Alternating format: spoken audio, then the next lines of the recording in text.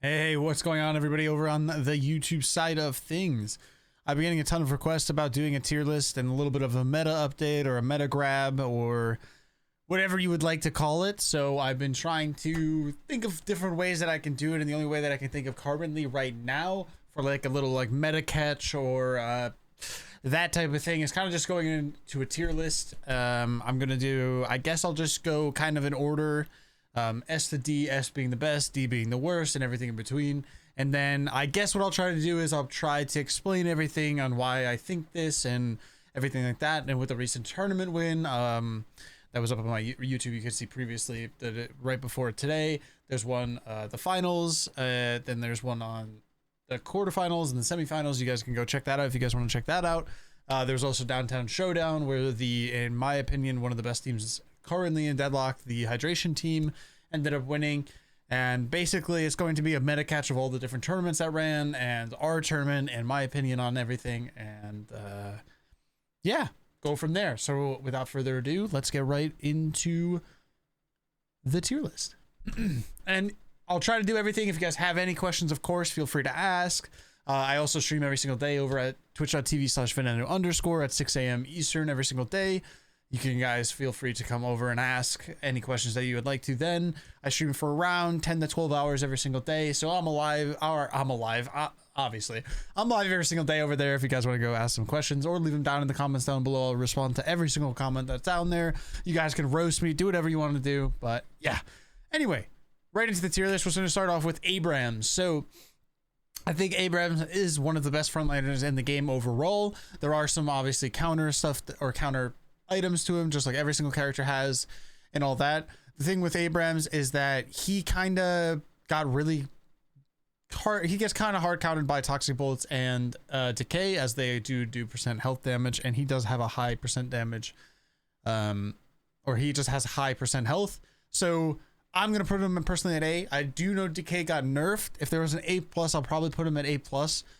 For this tier list, I'll go left to right so you guys can kind of go off of that. And yeah, we'll just do left or right. So left being the best and right going down is going to be the worst. I'm going to put Abrams in an A+. He has hard CC, two forms of hard CC, 2 forms of self-sustain, and allows him to kind of just make a ton of room. Obviously in the late game, all kind of tanky frontline characters kind of fall off, as the hypercarry characters usually end up having toxic bullets and everything like that. Also the meta items right now being, there are some pretty good punch items that you can do, and there's some close quarters that is really strong, like point blank and everything, which is everything that Abrams uses.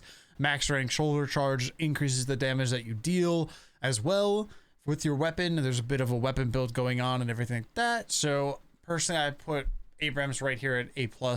I think is the top of A, nearing S. If there wasn't so many counter items to him from hyper carries, then we wouldn't have him here, personally, in my opinion. A lot of mixed feelings about Bebop. I think he's like a perfect example of a right in the middle of the pack character. I think there's strong opportunities for him in support. There's strong opportunities for him in the carry role with the ult build. A lot of them are kind of more gimmicky things because in like a higher tier end or competitive and stuff like that, and you see a Bebop going full damage for his ultimate, you're going to get knocked down and that's going to be the end of it. You're probably not going to have Unstoppable at the time, and usually games kind of go faster and faster, and it can be a little bit of a struggle bus, I think, to get counter items going for Bebop. So with that, we're gonna put him at B. I think he's a really good support and he has really good setup. Kind of like how Pure, my teammate, plays him, more of the supporty style. I think he's right in the middle. He's just B. He does unique things. There's just too many counters to him overall. He does have a lot of lane pressure, obviously, with this hook, and can get your team a lead, but again, is just a very like one-trick pony style of character. Now for Dynamo, again, fundamentally, this character is the only character in the game that can solo win the game off of one ultimate. Kind of like, if you're playing together with Dynamo and you have a lot of pressure, the character will just snowball the game for you. You literally don't have to do anything. Obviously, his ult's on a very long cooldown, and you have a 3-minute window of counterplay before he gets his ult up again and before he gets refresher. But late game, if this character ever gets refresher and ultimates, the game's literally instantly over, and he'll just ult your team twice and you can't do anything about it. So, but because he has such bad kind of pressure in the early game, and he's a little bit of an iffy character, and he's kind of very slow, and if you don't have the best dynamo in the world, you're kind of a useless character outside of your ultimate, kind of like an ult bot style character. I know there's bullet builds that come out for Dynamo and all this and that. He is a non-pressure character fundamentally. And if you do see a Dynamo in your game, you should run as high pressure as you can possibly into him. You should swap lanes around to compensate for that. I'm going to put him an A. I don't think he's better than Abrams just because Abrams does have infinite pressure. But obviously if Dynamo gets to the point of getting a refresher, the game becomes very, very, very difficult to win, as he's just going to kill anybody that's in sight and pull everybody in. Grey Talon, this character, in my opinion personally, is really bad in like your normal kind of games. Sometimes he can get snowballing and everything like that, but with everything being like so iffy with him of like, oh, is he gonna get ults off, is he gonna get secures off? Obviously he can go full spirit build, but full spirit build gets countered by either enchanter shield early game or going spirit armor in general. That can be a counter to him completely. So it's kind of one of those things of like, like, is he fundamentally good? If you see a Grey Talon in your game and he's going full spirit armor, you should just get full spirit damage, you should just get spirit armor. So with that, I'm gonna put him at C. I don't think he's like the worst character in the game. I think there is somebody a little bit worse than that, but I think he kind of just struggles of actually like doing stuff a lot of the time. He's not really a proactive character. His his trap ability is literally just worse than Vindicta's ability in every single way, shape, and form. Doesn't have a snipe from a mile away that's a straight line ability that's hit scan. A lot of things like that, kind of just like a little bit iffy. Now Haze got a lot of recent nerfs with some things. Hard to kind of put her in because she still does the thing once she gets to like 35k souls, she kind of can start solo winning you the game, similarly to Dynamo. Scariest combo in the game right now, in my opinion, is Dynamo and Haze on the same exact team. If you get those two on the same exact team, they can literally just solo carry your game once they hit like 35k souls. So with that, I'm gonna put her at A. She is just a strong overall character. Kind of does everything that you need her to do. She's just a lot slower than some of the other hyper carries and kind of struggles in that boat or in that field. Infernus, I think, is turbo broken. I mean, the character gets toxic bullets online with Soul Shredder, and the character is literally an S+ tier character, the strongest character in the game instantly. He has so many build options that he can do, but right now with literally every single Infernus player just rushes Soul Shredder bullets with toxic bullets and then just almost kills you instantly. You get ticked one time by it and you're 50% health right away. Hard counter to any tank in the lobby, forces debuff reducer to be bought.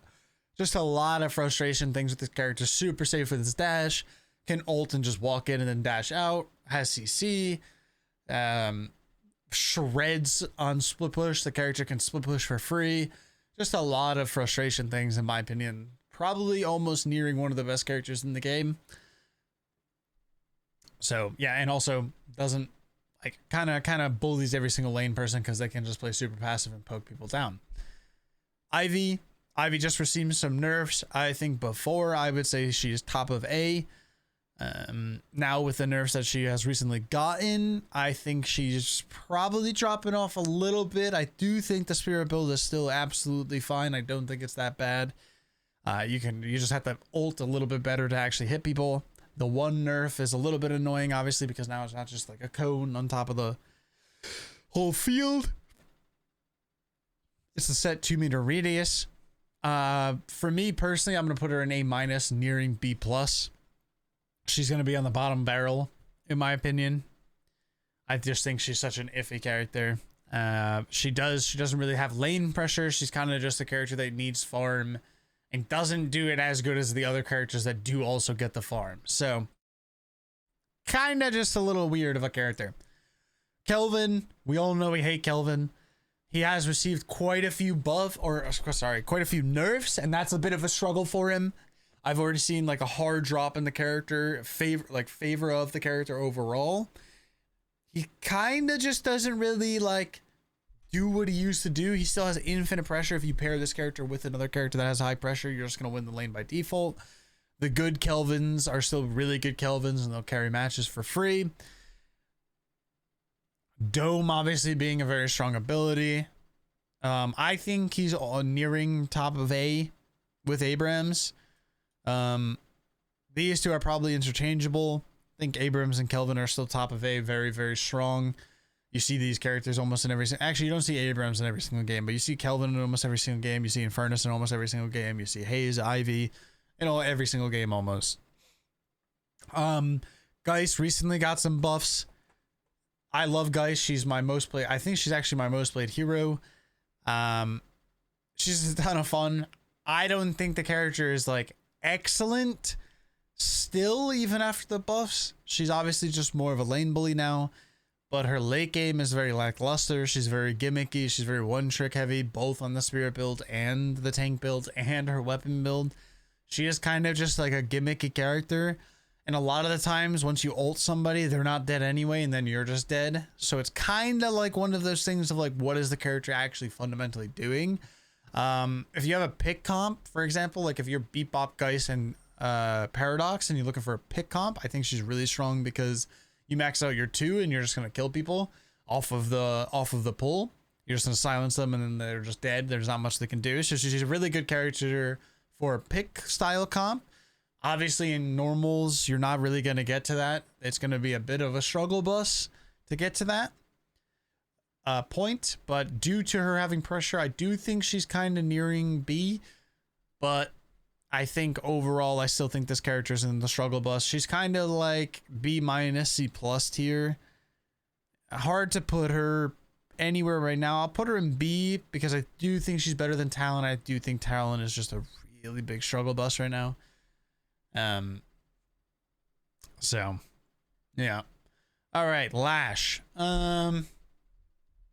This is my second most played hero. Hard to put Lash in some places.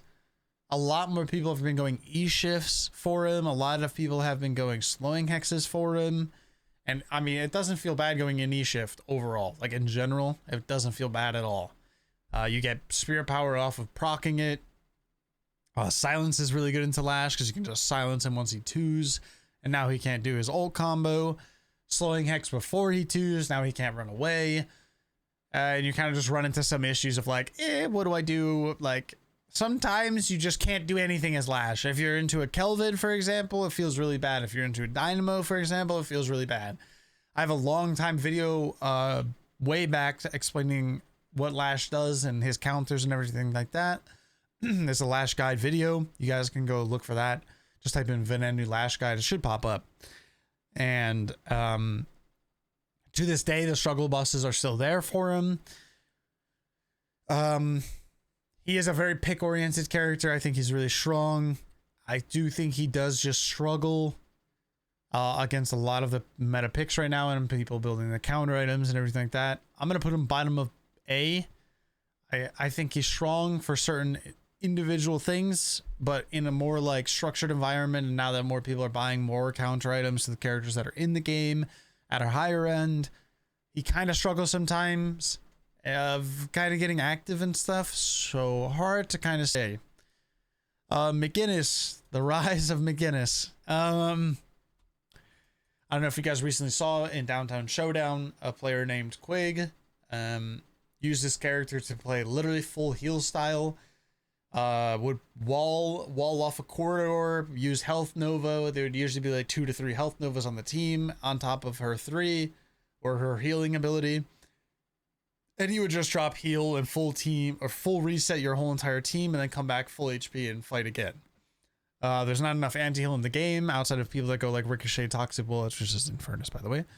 So you're kind of like on one of those things of like, you kind of like, it's like she's a very gimmicky character. I don't think she adds too much to its fight, team overall. But with Quig playing at that style and playing that heal style and heal comp and everything, I think there's a lot of potential for her. You might see a rise in that. She is a very ratty character. Split pushes the map really well. If you play around her turrets as a team, she's very, very strong. A lot of people like Seagull, for example, plays our full split push and just split pushes the whole entire game. Very, very ratty character and very frustrating to deal with sometimes, because sometimes you can't even 1v1 her. There's some players that are going carpet on her and will split push the game, and if anybody shows up, they just carpet and run away. So where am I going to put her? I don't really know. I think I'm going to put her in top of B. I think she's a little bit better than Bebop just because she has catch with the wall and also peel with the wall. So she's kind of a safer character overall. And if somebody gets low, for example, she can rescue B and pull somebody all the way back into her team. A lot of things that you can do and a lot of fun things that you can do that people are starting to realize. It used to be, I think before that tournament, I put her in D.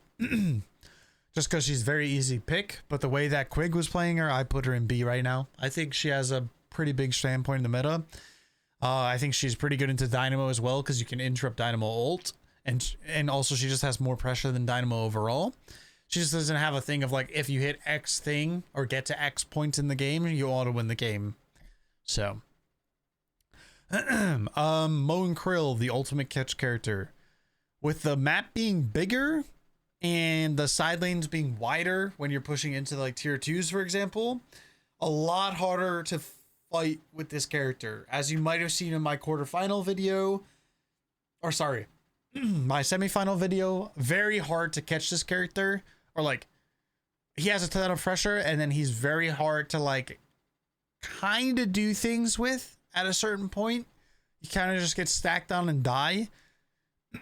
So it's kind of a hard, you know, thing to kind of maneuver. I think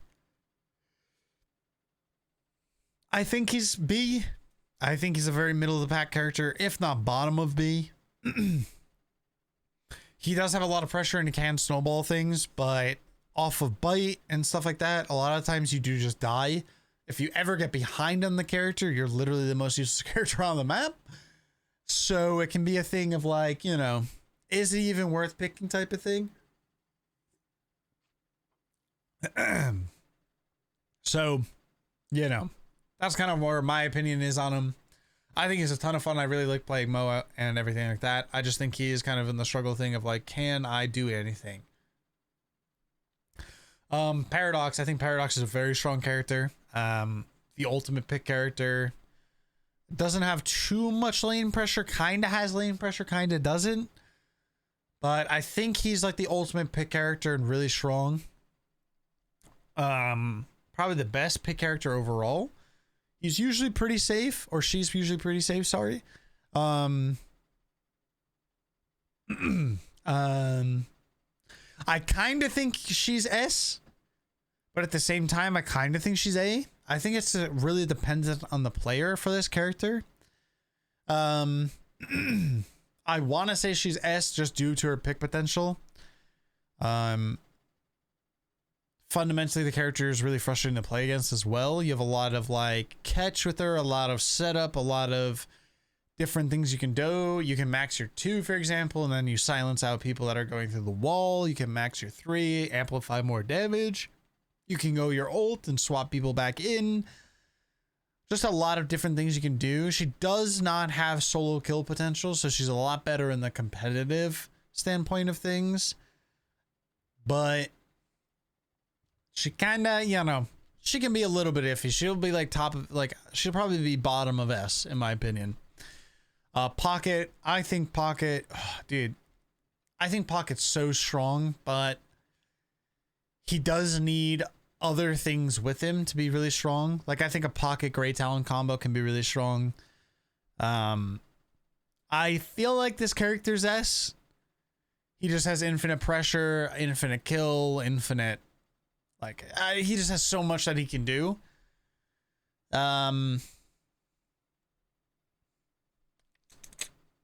Is he S? I don't know. He still has lane pressure. He still has a lot that he does. Hard to say, man. I mean, he's such a good solo laner as well. Like, he's a good solo laner, good brawler. I'm gonna keep him at S. I think he's an S character. He's such a frustrating character to deal with. One of the best soul laners overall. Suitcase auto refreshes your gun. I mean, so many things that you can do with the character that just makes him so strong. I don't like putting him there. I'm going to put him on top of 8. 7 got a nerf on his Echo Shard stun build that was kind of gimmicky that no one really ran. But the biggest nerf to him overall was the spam crouch thing. When you could spam crouch with him and run around the map and everything like that at Mach 10 speed, the character was giga OP. I mean, let's just be honest. He was so broken. It was insane. Now with everything, he's a little bit more iffy, I think. A little bit more of on a struggle bus. I think he could be doing some things better, some things not better. Or like some stuff, but there is a build being made right now. I think you guys might have seen it. I might have a video coming out tomorrow. I think Hydration was testing it as well, of a Recharge 7 build. I think there is potential for that. You can see the potential there. The overall thing is like, obviously it just doesn't have the same damage impact that Ivy 1 does. But you might see a rise in 7. But overall, I do think 7 is the worst character in the game right now. He just kind of gets countered by almost every single item that you can build. Doesn't truly have a self-escape himself. Doesn't have the damage to get people off of him until later on in the game. There's just a lot of counter items to him right now, and he doesn't really benefit from a lot of the items in the game. This could change with the Recharge 7 build. I'm not 100% sure. He's kind of just a little bit of an iffy of a character, in my opinion, and he doesn't really benefit from anything. So, yeah. Vindicta, I think Vindicta is a super strong character. I'm going to put her right in an S. I think this character fundamentally just... My MOBA brain goes to anything that allows me to gold spool is OP. Gold spool or soul spooling being... Anything that gives you an extra influx in income is OP. That's instantly where my MOBA brain goes. Hit scan ultimate, root that silences you late game. A crow that does 1 million damage to you, and just a flight that is literally majestic leap. You literally press your 2 key and you're majestic leaped into next fucking game, you know? Super safe. If you're good at Vindicta, you'll carry so many games. But yeah, in my brain, anything soul spooling related, the character's so strong. Like super, super strong. And she is, in my opinion. I think she's one of the stronger characters in the game. And the players that can use her to her best potential, hard carry games. And I think she's a very, very frustrating character to lane against. Warden. Where do I put Warden? I don't even know. I feel like this character is so bad. Veilwalker nerf really hurts him. I think he's lost a lot of stuff. Bomb max being so like... Bomb max to reduce your CD feels really bad. I still think there's potential for him. I think he's better than Talon. I think he's like top of C, maybe bottom of B. I think he's worse than Mo maybe. He obviously scales better into the late game than Mo, so maybe he's better into Mo. It depends on how you look at it. He's an odd character. I kind of want to put him in C, like upper C or whatever. Is he a middle of the pack character? I don't know. I don't even see this character be played. I don't know. I think he's C. I think this character is very lackluster. I think the Veilwalker nerf really hurt him. He also got nerfed before this patch as well, reducing his bomb damage and everything like that, reducing or increasing the CD on it. His ultimate's on such a long cooldown. It takes a long time to cast. You can kind of just die in your ult 90% of the time. I think he's missing a lot and needs a lot of buffs right now to kind of pop off. So, yeah. Wraith. As of recently, every single... I think it's once the Ivy got nerfed with the purple build, every single person is going Spiritual Overflow. Or not Spiritual Overflow, sorry. The invis item. Hold on, let me peep. I have Deadlock open. Oh, Shadow Weave. Every single person is going Shadow Weave Wraith, and I'm so sick and tired of seeing this card stuff in my lane. Like, dude, I take 4 million damage from the 42 cards that the person throws at me while he's shooting me with his 80 bullets. It's just so oppressive, man. It's so frustrating to deal with. The good Wraith players when you start facing the really good Wraith players, it is so frustrating to play against, man. It's so oppressive. One of the biggest lane bully characters outside of Infernus. I think this character's S. I mean, the build path is just so strong. She benefits from everything: ammo scavenger, infuser, extra charge into rapid recharge, and I'm missing one, mystic burst. Like, she just uses every item, and then she just goes orange, and her cards either one tap you because you don't have spirit armor, or her bullets one tap you because you have spirit armor. So it's kind of like a weird thing. But yeah, she's very strong. The Shadow Weave change really helped her out. I think without Shadow Weave, if it was still a green item, she wouldn't be as strong as she is right now. But with that Shadow Weave buff and the people that are doing the Shadow Weave builds right now on her, makes her so strong. She has great catch with her ultimate. Her buff, her 3 buff is very strong. I think she does fall off in the late game overall in like a team fight environment because she just kind of sometimes doesn't do as much. But yeah, super strong character. Yamato's seen a rise. I think with all the bugs that she has and people abusing the bugs and everything like that is why she's very strong. Climbing walls while you're charging your one, or like giga sliding across the map while you're using your one. I think I don't really play solo lane too much. I'm not the biggest fan of it. I more enjoy dual lanes. Yamato, I've heard, is just very strong overall in the laning phases. She's a huge bully. She kind of just controls the lane, and once she gets her ultimate, you're not really killing her in the 1v1. So yeah, that's kind of where that is, in my opinion. She just kind of does everything that you want in a 1v1 lane. She kind of struggles once you get later on and people have silences or curses and slowing hexes and stuff. But for the first like 15 minutes, 20 minutes, she's definitely a super oppressive character. Either going bullet or spirit. You can do either or. I've seen both. I think both are good. So Viscus, I think, is probably bottom. I think that's Paradox, actually. Viscus is probably the middle of the pack S. The cube is really what makes the character so strong. I mean, I don't know how else to explain it. The cube is one of the strongest abilities in the game in general, if not the best ability in the game.